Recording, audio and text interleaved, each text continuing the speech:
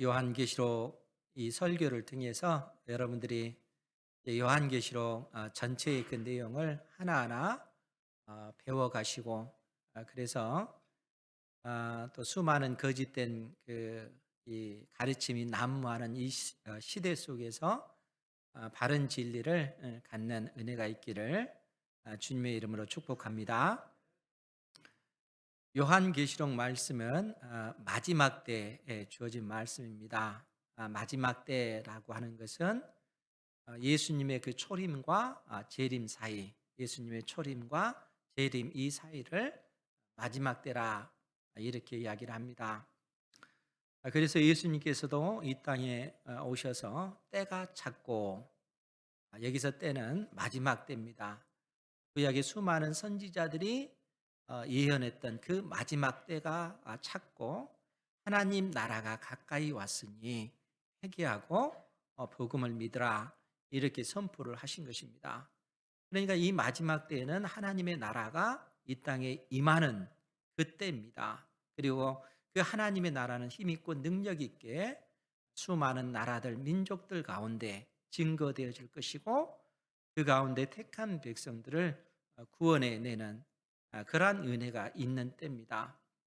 그러니까 예수님의 그 초림부터 재림까지 이 마지막 시대에 되어지는 그 일의 특성이 뭔가라고 했을 때는 하나님의 진노의 그 심판과 그 가운데서 택한 백성들을 구원하는 이 두 가지 일이 이루어지고 있다는 거예요. 이 일을 위해서 하나님께서는 이 마지막 때를 우리에게 허락하신 것입니다. 그래서 우리가 요한계시록을 보면 여러분들 지난 그 설교들을 생각하면서 다시 한번 그 반복을 하겠습니다. 머릿속에 새기시기 바랍니다. 우리가 요한복음 그 1장을 보면 우리 주님께서 일곱 촛대 사이를 거니시는 그러한 그 환상을 사도 요한이 보게 됩니다. 그러니까 밤모섬에서 환상을 보게 되는데 우리 주님께서 일곱 촛대 사이를 운행하시는 그러한 환상을 본 거예요. 그러면서 요한계시록 1장 20절에서 뭐라고 표현을 하냐면 일곱 촛대는 일곱 교회다 이렇게 언급을 합니다. 그리고 요한계시록 2장 3장은 일곱 교회가 등장을 해요. 그러면서 그 일곱 교회는 단순히 그 일곱 개의 교회만을 의미하는 것이 아니라 이 땅에 있는 모든 교회들, 주님께서 십자가의 피로 사신 모든 교회를 일곱 교회가 상징하는 것입니다. 그러니까 우리 주님께서는 그 일곱 교회가 처한 현실, 그 아픔, 그 어려움, 그 고통, 그야말로 불꽃 같은 눈동자로 하나님께서 택한 그러한 백성들의 심중에 있는 그 생각을 하시고 그 아픔을 이해하시고 때를 따라 돕는 은혜를 베푸신 하나님이신 것을 우리 주님께서 우리에게 말씀해 주고 계시다는 거예요. 그러니까 사랑하는 성도 여러분, 여러분들의 인생길에 어떤 어려움이 있고 고통이 있다 할지라도 택한 자녀는 하나님께서 그러한 자녀를 외면하고 계시지 않아요.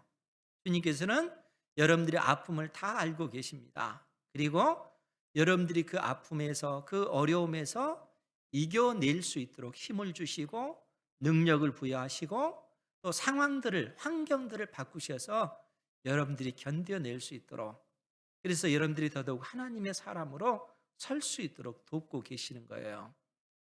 우리 주님께서 사도 요한에게 그러한 사실을 알려주시는 것입니다. 그리고 지금 현재 교회는 이 땅에서 고통을 당하지만 천상에서 하늘에서 어떤 일이 벌어지고 있는가, 시간과 공간의 그 영역을 초월해서 하늘에서는 어떤 일이 벌어지고 있는가 하는 사실을 사도 요한에게 보게 하시는데, 그 내용을 요한계시록 4장 5장을 통해서 보여주시고 계시다는 거예요. 우리가 지난 주간과 그 전주의 어떤 그 설교 내용을 생각해 보면은 이 하늘에 열린 그 문을 통해서 사도 요한이 성령에 이끌려서 천상에 올라가게 되어집니다. 그리고 그 천상에서 되어지는 그 그림의 내용이 무엇이었습니까? 중앙에 보좌가 있고 보좌에 앉으신 이를 중심으로 해서 네 생물이 이 보좌를 보위하고 있고, 그 다음에 24장로, 신구약 아니 창세 이후로 택함 받은 모든 그 구원받은 백성의 총수를 상징하는 24장로가 우리를 구속하신 구원하신 우리 하나님과 어린 양을 찬양하는 경배하는 그 모습을, 그 환상을 보게 됩니다.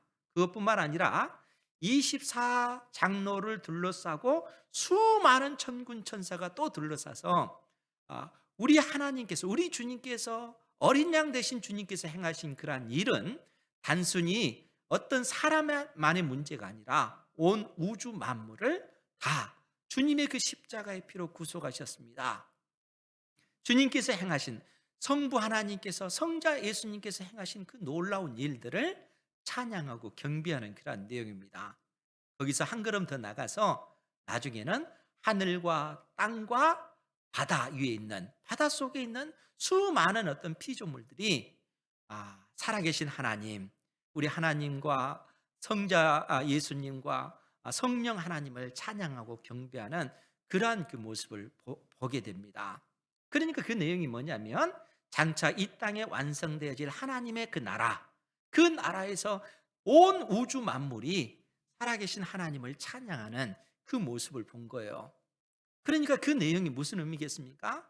이 땅에 지금 현재 교회가 어려움을 당하고 성도들이 고통 가운데 있지만 그 고통으로 우리는 멸망당할 존재가 아니라는 거예요.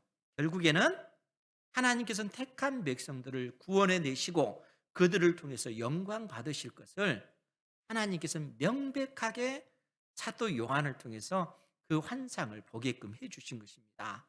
그것이 요한계시록 4장, 5장을 통해서 하나님께서 우리에게 가르쳐 주신 계시의 내용이라는 거예요. 그런 가운데 이제 어떤 일이 벌어지는 거예요?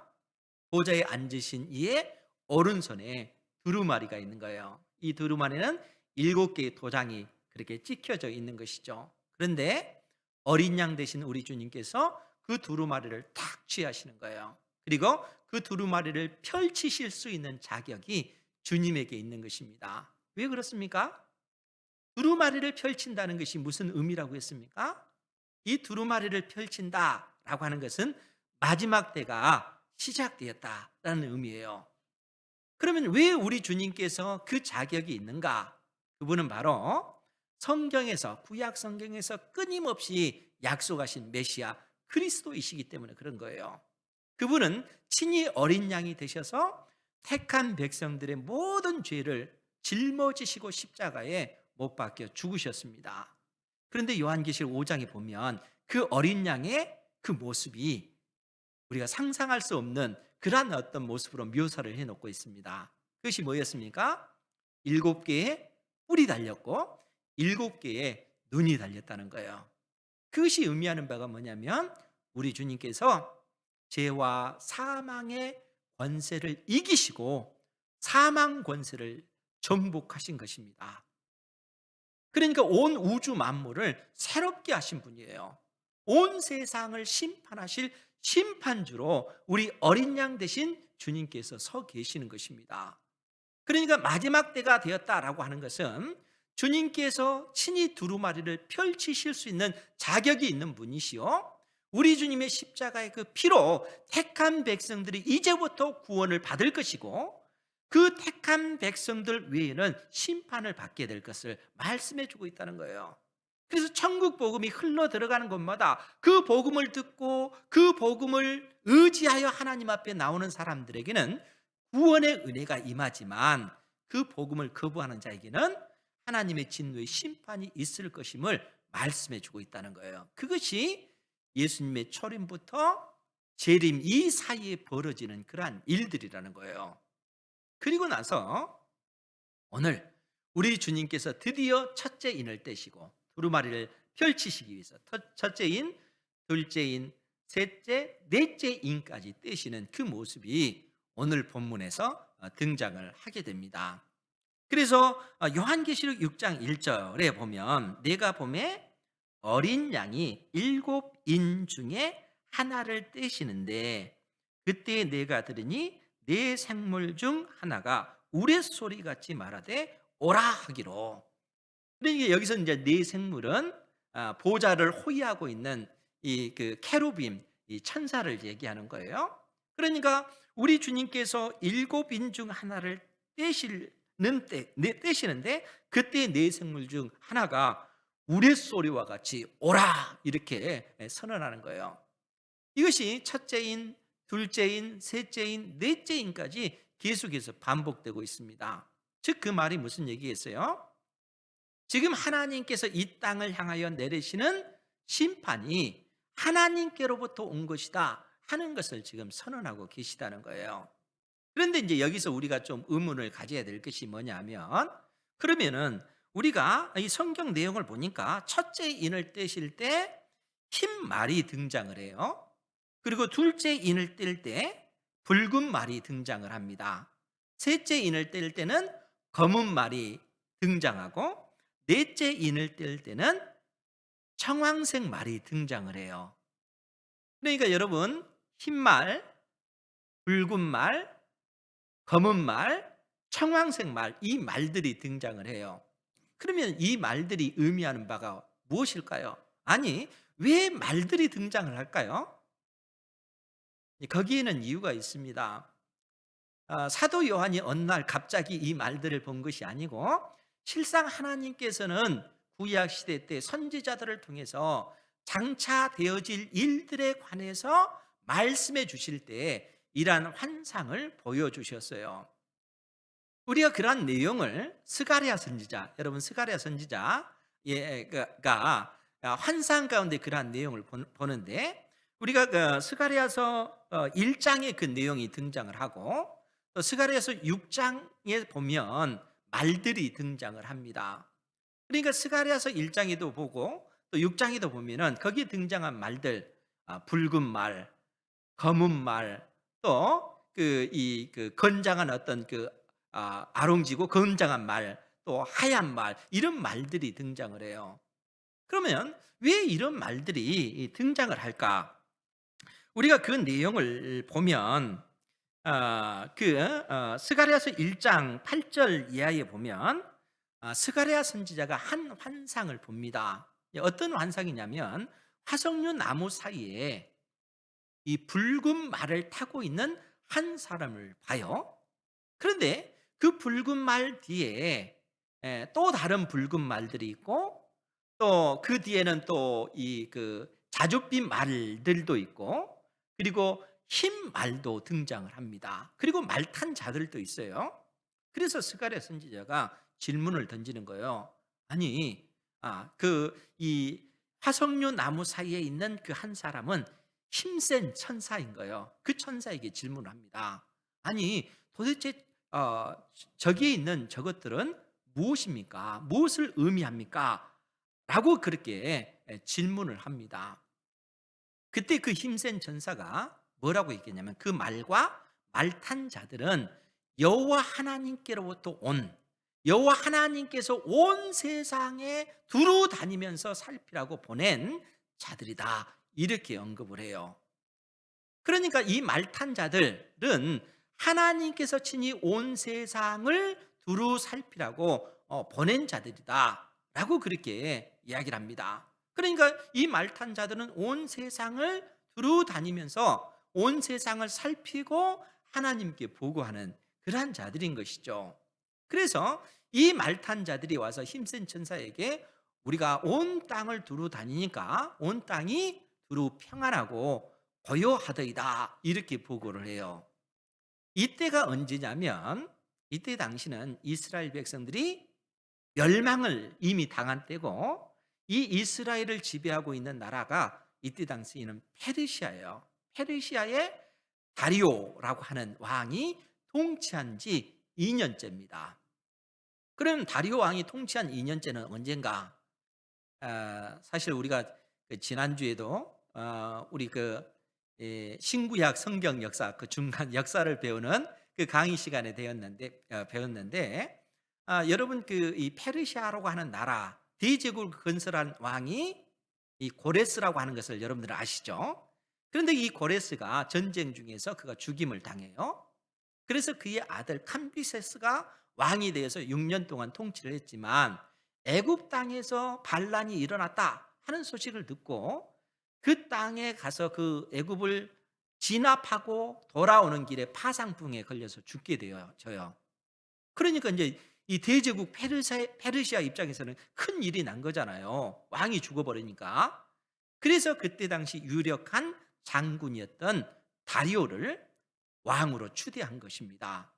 그런데 다리오가 왕이 되었지만 제국 곳곳에서 수많은 반란이 일어난 거예요.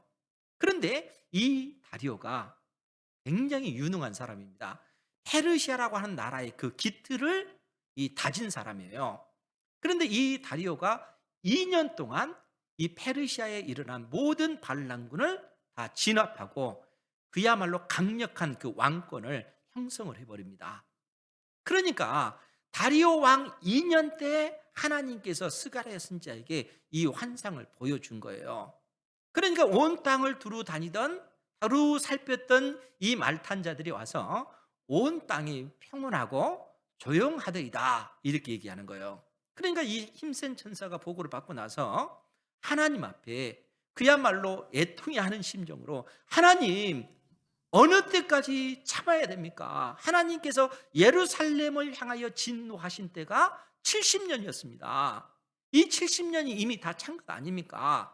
어느 때까지 이스라엘을 향한 그 진노를 하나님께서 거두지 아니하시고 그 이스라엘을 그처럼 처참하게 무너뜨렸던 이방 나라를 심판하지 아니하시겠나이까?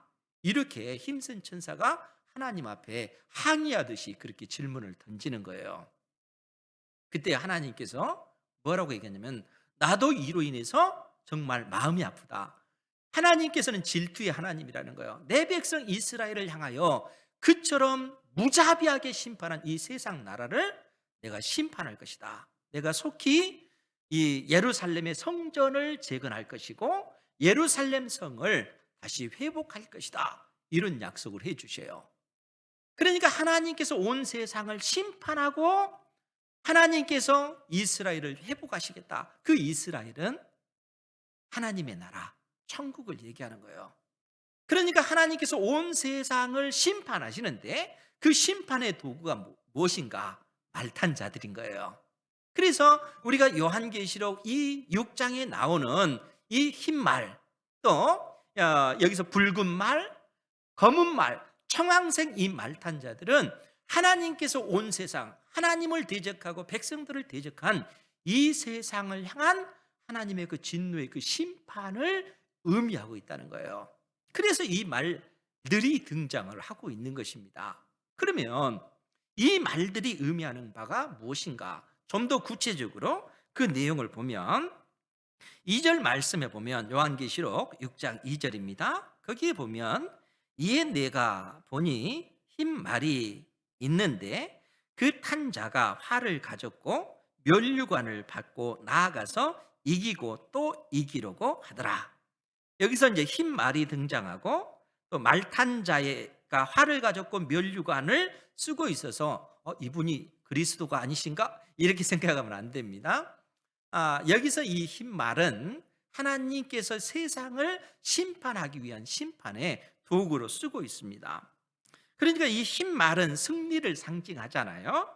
그리고 그 흰 말을 탄 자가 활을 가졌고 면류관을 받았다라는 얘기는 이 말 탄 자가 가는 곳마다 끊임없는 이 전쟁에서 승리하고 있는 이 모습을 그려주고 있어요. 그러니까 이때 당시에 어떤 그 로마와 같은 그러한 그 나라, 세상 나라인 것이죠. 로마라고 하는 나라가 수많은 나라들, 민족들을 쳐들어가면은 그 로마를 막아낼 그러한 민족, 그러한 나라가 없잖아요. 그러니까 이 로마라고 하는 나라가 그처럼 수많은 나라들을, 민족들을 이처럼 정복하고 수많은 그 사람들을 죽이듯이 바로 하나님께서는 이 로마라고 하는 나라를 쓰셔서 이 땅을 향하여 심판하는 그러한 그 모습을 보여주고 있는 것입니다. 그것이 흰 말과 그 말탄 자가 갖는 그 의미라는 거예요. 우선 이 부분을 이제 좀 더 일단 나중에 더 설명할 거예요. 넘어가서 3절 4절 말씀에 보면 둘째 인을 떼실 때에 내가 들으니 둘째 생물이 말하되 오라 하니 이에 다른 붉은 말이 나오더라. 그 탄자가 허락을 받아 땅에서 화평을 취하여 버리며 서로 죽이게 하고 또 큰 칼을 받았더라. 붉은 말과 그 붉은 말을 탄 자가 등장을 합니다. 그런데 이 붉은 말과 그 탄 자가 하나님께로부터 허락을 받아 땅에서 화평을 제거해 버린 겁니다. 땅에 평화를 제거하고 그 땅에 분쟁이 생기고 다툼이 생기도록 하나님께서 그렇게 만드시는 거예요. 그렇게 심판하시는 거예요. 그러다 보니까 어때요? 서로가 서로를 죽이고 또한 큰 칼을 받은 이러한 어떤 그 재앙이 이 땅 위에 임한 거예요. 최근에 그 러시아에서 그 유럽에서 EU가 그 이제 경제적인 그런 압박을 가하니까 그 TV에서 봤는데 보니까 그 마트에서 사람들이 그 물건을 사기 위해서 이 채소류 사기 위해서 서로 사기 위해서 막 줄이 길게 늘어서 있고 서로 자기가 차지하기 위해서 막 다투고 싸우는 그러한 장면을 봤습니다. 여러분, 그 물건이 한정되어져 있으면 그런 현상이 빚어지죠. 그리고 더더구나 전쟁을 앞두고 있다라고 하는 그런 상황 속에 놓이면 사람들의 어떤 그 사재기가 얼마나 심합니까? 서로 그런 것들을 차지하기 위해서 그 땅의 평화가 사라져 버리는 거예요. 그리고 그것 때문에 서로 죽이고 죽이는 이러한 어떤 분쟁의 문제가 발생한다는 거예요. 그러니까 하나님께서 이 땅에 어떤 그러한 그 위기, 경제적인 그러한 위기를 통해서 그 땅의 평화를 제거해 버리시는 이러한 심판을 이 땅에 내리시는 그 모습을 보여주고 있습니다. 계속해서 보면 셋째 생물을 보면 5절 6절에 있는 내용이에요. 셋째 인을 뜨실 때 내가 들으니 셋째 생물이 말하되 오라 하기로 내가 보니 검은 말이 나오는데 그 탄 자가 손에 저울을 가졌더라. 그러니까 이제 첫째 말, 둘째 말, 셋째 말이 등장하는데 셋째는 검은 말이에요. 그런데 그 탄 자의 손에 뭐가 들려 있다고요?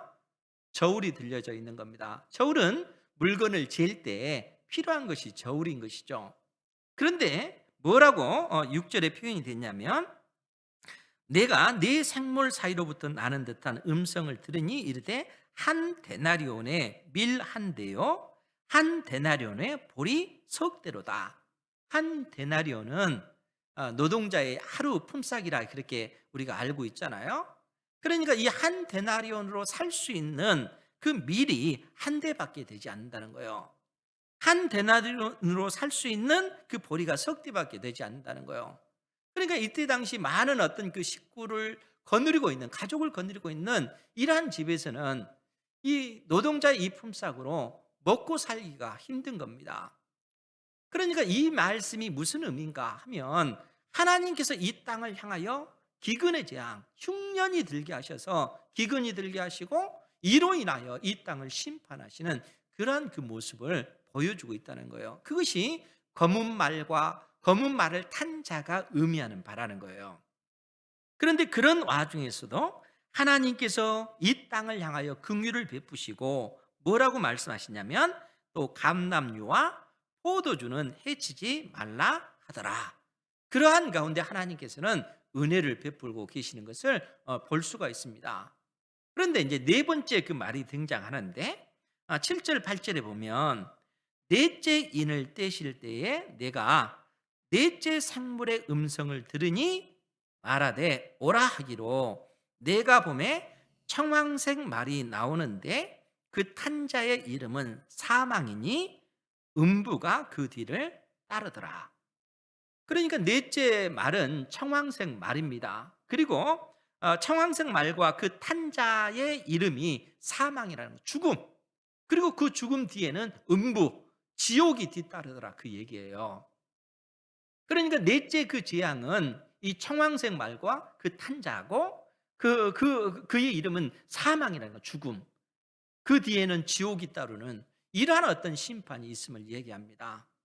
그러면 여러분, 첫째 말, 둘째 말, 셋째, 넷째 말이 의미하는 바가 무엇이겠는가? 분명한 것은 하나님께서 이 땅을, 하나님을 대적하고 택한 백성들을 핍박하는 이 세상을 향한 하나님의 진노의 그 심판을 의미한다는 거예요.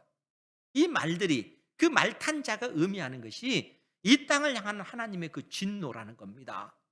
그런데 보다 구체적으로 하나님께서 이 말과 말탄 자들이 의미하는 바를 뭐라고 말씀을 하시냐면 8절 중반절에 보면 그들이 땅 4분의 1의 권세를 얻어 검과 흉년과 사망과 땅의 짐승들로서 죽이더라, 이렇게 언급을 하고 있다는 거예요. 여기서 그들은 네 말을 이야기하는 거예요. 그러니까 흰말, 또 이 붉은 말, 검은 말, 청황색 말과 그 탄자들을 그들이라 이렇게 언급하면서 그들이 땅 4분의 1의 권세를 얻어 검과, 즉 칼과 흉년, 기근과 사망, 전염병과 땅의 짐승들로서 죽이더라, 이렇게 언급을 하고 있습니다. 그러니까 이 네 말이 의미하는 바가 무엇인가라고 했을 때는 칼의 재앙, 그리고 기근의 재앙, 전염병의 재앙, 사나운 짐승의 그 재앙을 언급하고 있다는 거예요. 그럼 여러분, 이 네 가지 그 재앙은 우리가 어디서 들은 겁니까? 사도 요한이 어느 날 갑자기 이 네 가지 재앙을 얘기하는 것이 아니에요. 그것은 이미 하나님께서 구약 성경을 통해서 끊임없이 하나님의 백성 이스라엘에게 말했던 그러한 내용들입니다. 여러분, 출애굽기 19장, 여러분들 이제는 아주 이 머리에 박혔을 것 같아요. 하나님과 이스라엘 사이에 언약을 체결했잖아요. 그리고 하나님께서 어떤 약속을 해주셨냐면, 나와 너희들이 언약을 체결하면 너희들은 나에게 있어서 보배다, 보배. 하나님의 보배라는 거예요. 그럼 우리가 어떻게 하나님의 보배가 되는가? 첫째로 너희들은 제사장 나라가 될 것이다. 제사장 나라라고 하는 것은 하나님과 이 세상의 중보 역할이라는 거예요. 너희들을 통해서 하나님께서 이 땅에 복을 내리시기도 하고 너희들을 통해서 이 땅을 심판하시기도 하겠다. 제사장의 나라가 되게 하겠다는 거예요. 그리고 둘째로 너희들은 이 세상 속에서 구별된 백성이다. 구별된 백성이다. 이게 하나님 앞에 우리가 하나님의 보배인 그 증거인 것입니다. 우리는 하나님 앞에 제사장 나라요, 하나님 앞에 구별된 백성이라는 거예요. 그러면서 하나님께서 너희들이 제사장 나라로서 구별된 백성으로 살려면 어떻게 해야 되는가 하는 사실을 알려주기 위해서 하나님께서 레위기를 우리에게 주신 거예요. 레위기 전반부는 그래서 제사장 나라로서 사는 법, 레위기 후반부는 거룩한 백성으로서 사는 법을 말씀해 주고 계십니다. 그리고 레위기서 26장에서 하나님께서 어떤 말씀을 해 주시냐면, 너희들이 나와 맺은 이 언약을 지켜 행하면, 즉 너희들이 제사장 나라로서 거룩한 백성으로서 그 사명을 감당하면, 하나님의 약속의 말씀을 의지하여 순종하면 너희들이 나가도 복을 받고 들어가도 복을 받을 것이다.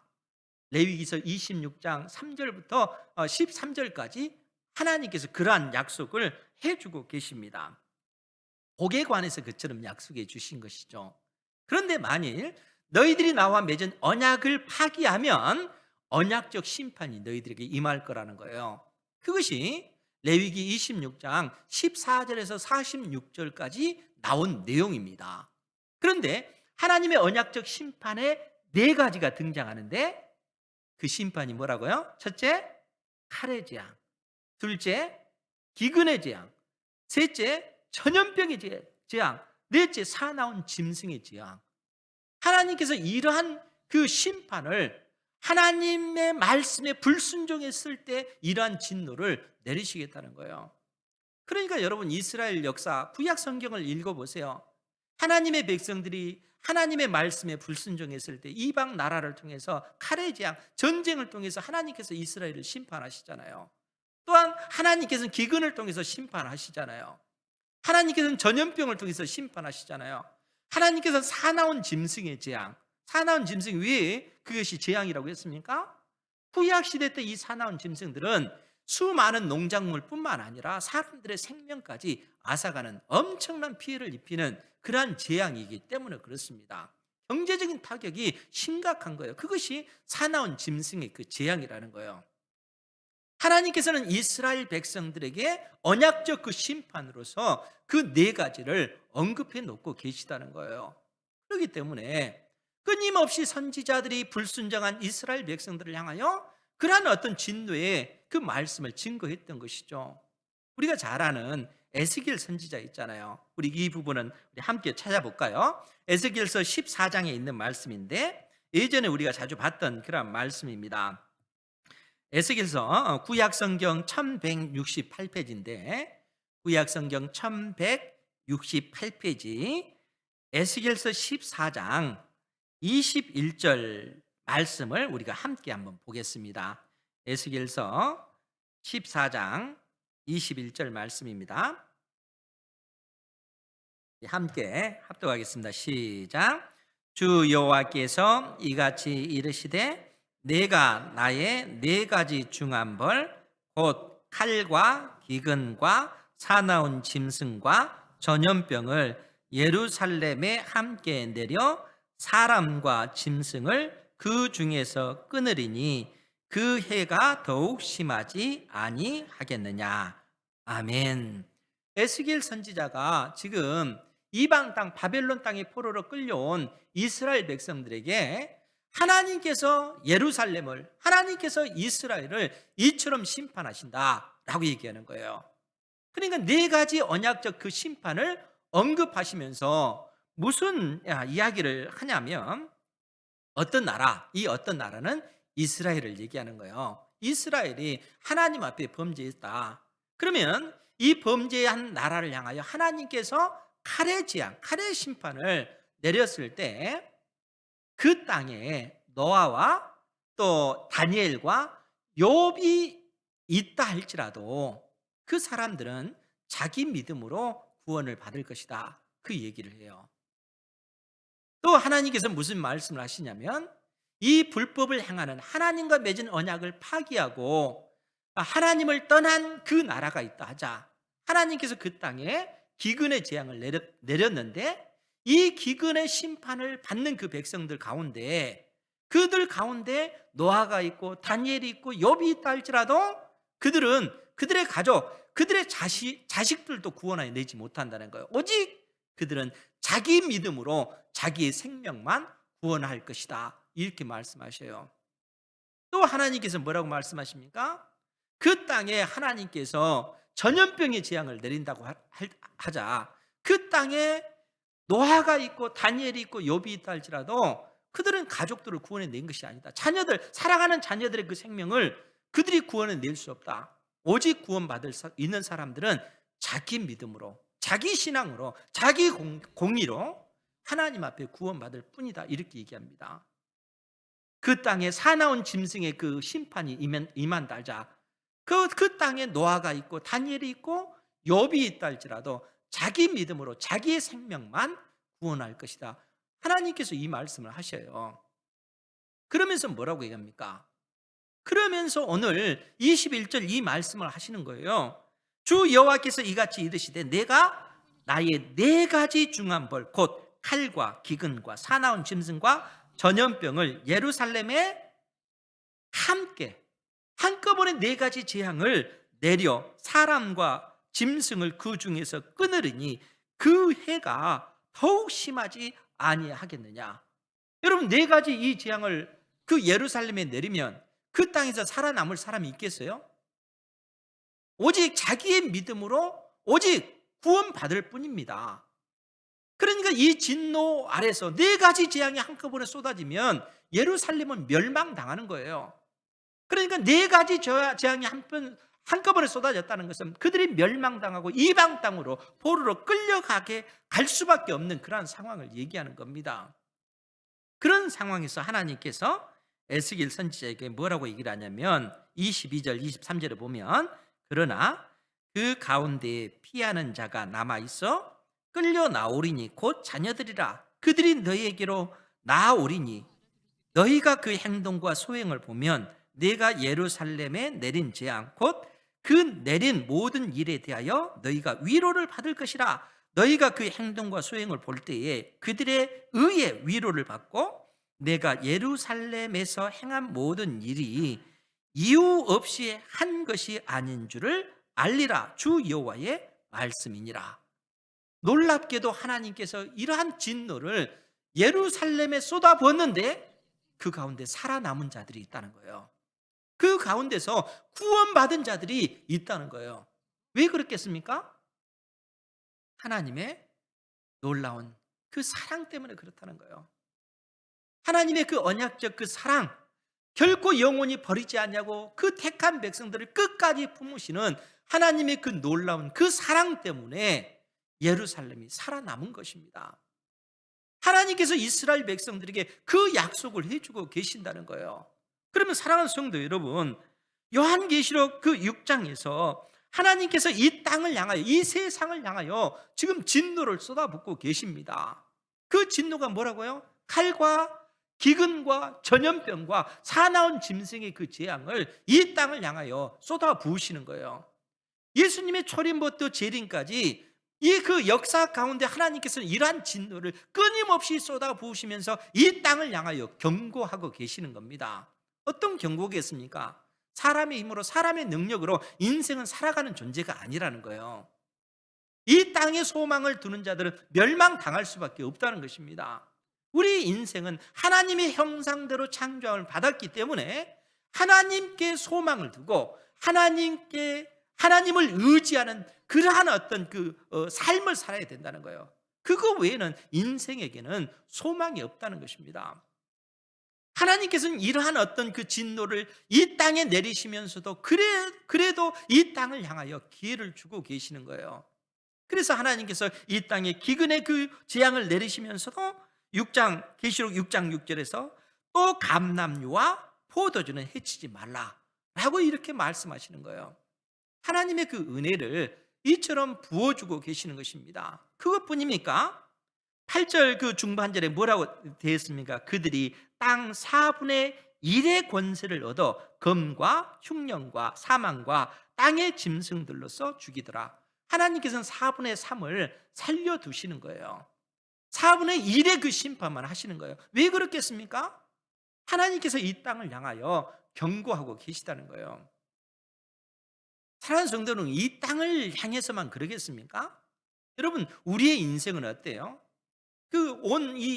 예수님의 초림부터 재림까지의 어떤 그 역사가 아니라 우리의 인생으로 압축해 놓고 보면 여러분들의 인생은 늘 행복하십니까? 늘 행복하시기 바랍니다.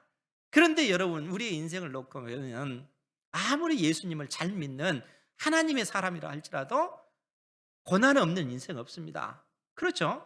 아니, 예수님을 믿지 않는 사람이 어떤 의미로서 더 잘 사는 것처럼 보여지는 경우도 있어요. 그런데 여러분, 우리가 이 땅에서 태어나서 이 세상을 떠날 때까지 그 인생을 놓고 보면 인생의 굴곡의 그 역사가 굉장히 깁니다. 늘 행복하고 늘 즐겁게 살았으면 좋겠는데 인생이 그렇게 우리를 놔두지 않잖아요. 고통당하게 만들잖아요. 몸이 아파서 정말 내가 이 병으로 인해서 죽지 않을까? 또 병이 걸렸을 때 그 육체적인 그 고통이 얼마나 큽니까? 그로 인해서 심적인 그 아픔은 얼마나 커요? 여러분, 우리가 하는 일마다 다 성공해서 물질적으로 풍성하게 살면 얼마나 좋습니까? 그런데 뜻대로 되지 않잖아요. 돈이 없는 그것 때문에 쩔쩔매고 고통하고 마음 알아가면서 고통하는 그런 때가 얼마나 많습니까? 그러면 여러분, 하나님께서 왜 이러한 것을 허락하실까요? 하나님께서 그러한 어떤 그 고난을 우리에게 두지 아니하시고 은혜만 베푸시면 얼마나 좋겠습니까? 그런데 죄 많은 인간은, 우리의 어떤 부패한 그 본성은 그런 존재가 아니라는 거예요. 하나님께서 물질에 풍성한 그 복을 주시면 그 물질에 취하여 하나님을 멀리하고 이 세상의 즐거움을 쫓아가는 그러한 사람들이 우리들입니다. 우리가 건강하지 아니하면, 이 건강한 몸만 입고 있으면은 하나님을 멀리하고 이 세상의 즐거움, 쾌락을 쫓아가는 것이 우리 인간의 그 연약한 모습이라는 거예요. 그래서 하나님께서는 우리 인생 가운데 고난을 두시고 우리의 그 한계를 보게끔 하셔요. 인간이 얼마나 약한 존재인가 그것을 보게 하셔요. 우리 인생 100년을 놓고 보면 얼마나 짧습니까? 그렇잖아요. 100년이 깁니까?